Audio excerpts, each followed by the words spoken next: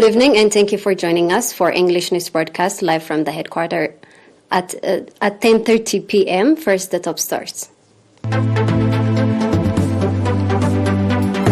Congress of Eritrean Women, Agribusiness Association.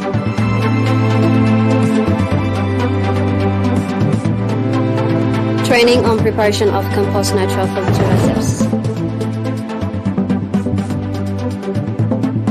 Trade between Russia and European Union tumbles.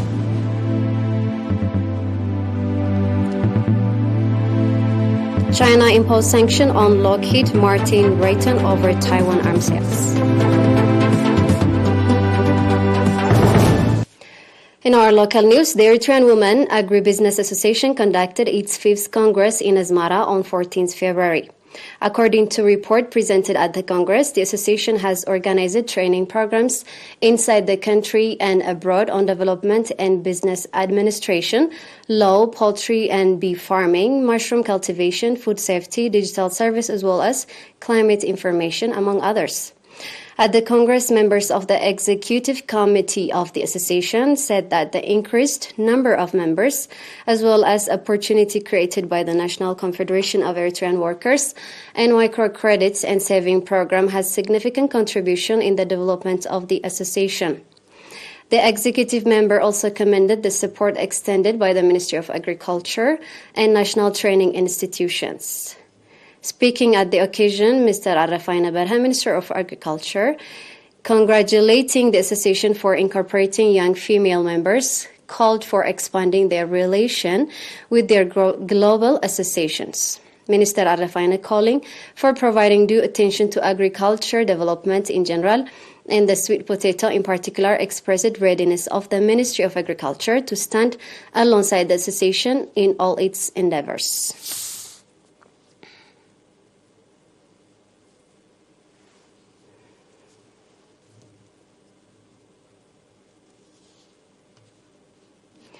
Training on preparation of compost natural fertilizers and pesticides has been provided to 69 exemplary farmers in Saganeti Subzone, Southern Region.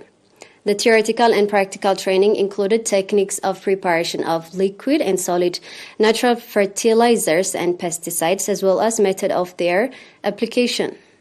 Calling for avoiding chemical fertilizers and pesticides that have negative consequences on soil productiveness and on human and vegetable health, Mr. Maharanna Baragha, organizer of the training program, reminded the trainees to practice natural fertilizers that's available in their area. The trainees on their part said that the training program will have significant contribution in the development of their agricultural activities.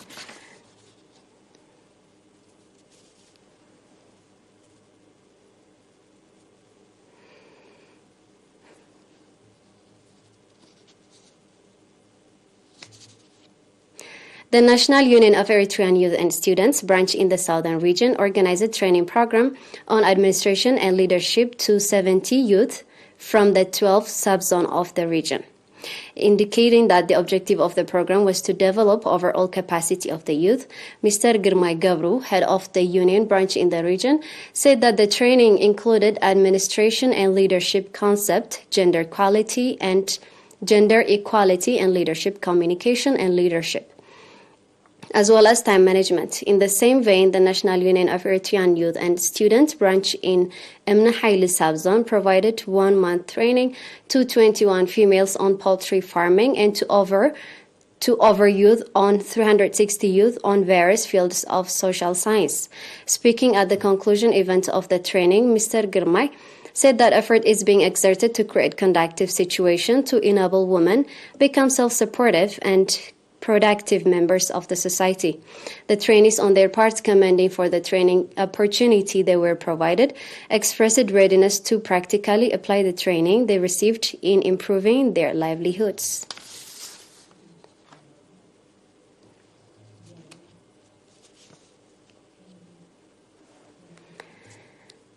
International news follows after a short break. Stay tuned.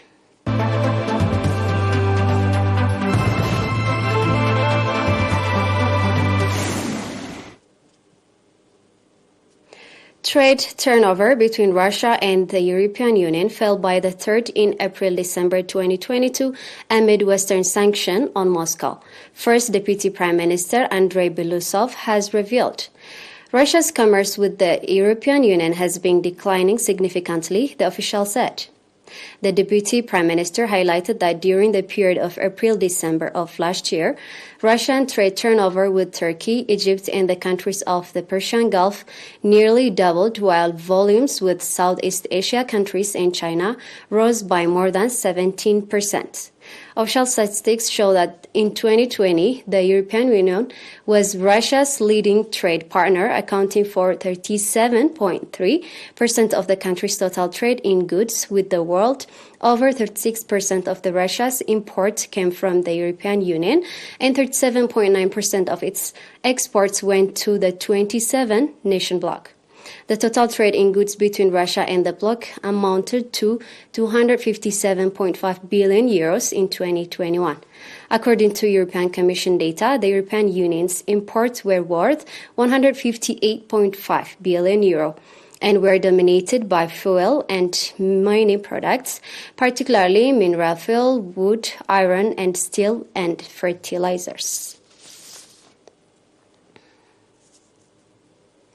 China's Commerce Ministry on Thursday said it put Lockheed Martin Corp and Raytheon Technologies Corp onto unreliable entitles list over arms sale to Taiwan. Its latest sanction against the two U.S. defense contractors. The regulation prohibits Lockheed Martin and Raytheon Missile and Defense Corporation, a subsidiary of Raytheon Technologies, from engaging in import and export activities related to China. According to the Commerce Ministry statement, China previously sanctioned the two firms in February last year over $100 million arms sale to Taiwan, a self-ruled island which Beijing views as a breakaway province. China's foreign ministry at the time said the sale undermined China's security interests. Seriously undermined China's U.S. relation and peace and stability in the Taiwan Strait.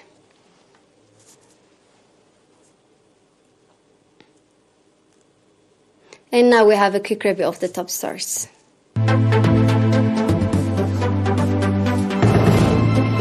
Congress of Eritrean Women Agribusiness Association.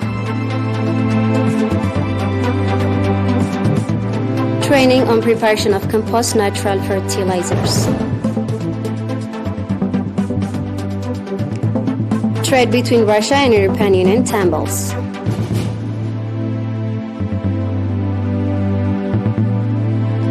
China imposed sanction on Lockheed Martin, Raytheon over Taiwan arms sales. It was me, Salem Berhane, with the news for tonight. Thank you for being with us.